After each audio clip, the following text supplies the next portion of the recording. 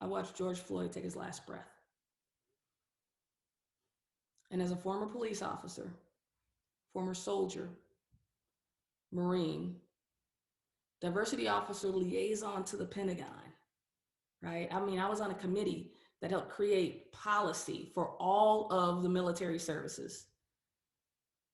A trained diversity practitioner, peacekeeper. I was one of those people who are on the streets right now, one of those men and women, the cops and National Guard soldiers, right?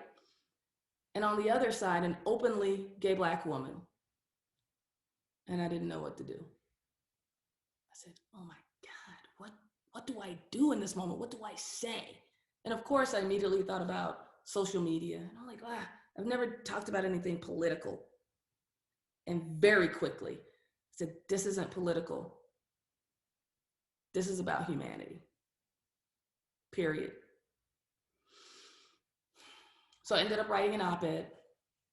It was in the Toronto Star about former cop, soldier, talks about new conversation. And what's the old conversation? The old conversation is a conversation that many Black parents have with their kids. My dad was teaching me how to drive. And he said, pull over. I'm gonna ask you a question. It's not gonna be on the test, but it's the most important. What do you do when the cops pull you over? Hands visible, 10 and 2. That's right, he said. It's like, but Dad, what if I didn't do anything wrong? It doesn't matter. Dad didn't want me to be right. He wanted me to come home that night.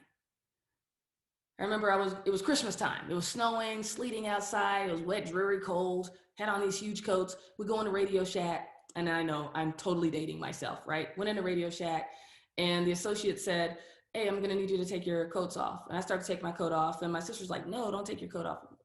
He said, ma'am, it's store policy. I'm gonna need you to take your coats off. She was like, well, no one else has their coats off. Why are you only asking us? And he said, ma'am, if you don't take your coats off, I'm gonna have to ask you to leave the store. My sister looked at me, she said, come on, let's go. And we got outside. Again, I'm 11 or 12.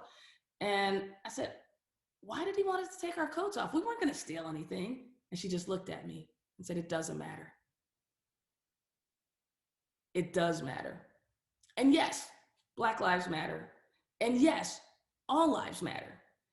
And when I hear the all lives matter in defense of Black Lives Matter, I think if my wife came home and said, hey, if I said, hey babe, did you miss me? She's like, I missed everyone. Or do you love me? I love everyone, right? I'm probably gonna feel a little about that. Or when I'm at a breast cancer march, right? And are there people marching? What about colon cancer? What about lung cancer? No, we're there for a common cause. And unfortunately, this movement has been politicized, but at the end of the day, and this is what leadership is really all about, at the end of the day, how do we want to treat our people? How do we want to be treated? How, when our folks walk in the door to come to work, whether they're walking into a physical building or they're walking into their home office and their kids are homeschooling at the kitchen table, and we're all just trying to figure out this work-life balance, work-life integration, work-life harmony. We're just trying to figure life out.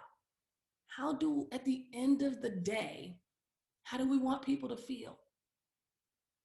When we think about diversity, inclusion, belonging, I'll be honest, I never wanted to be one of the guys, but I absolutely wanted to be part of the team. Do I think that is solely an HR function? Absolutely not. It's everybody's function.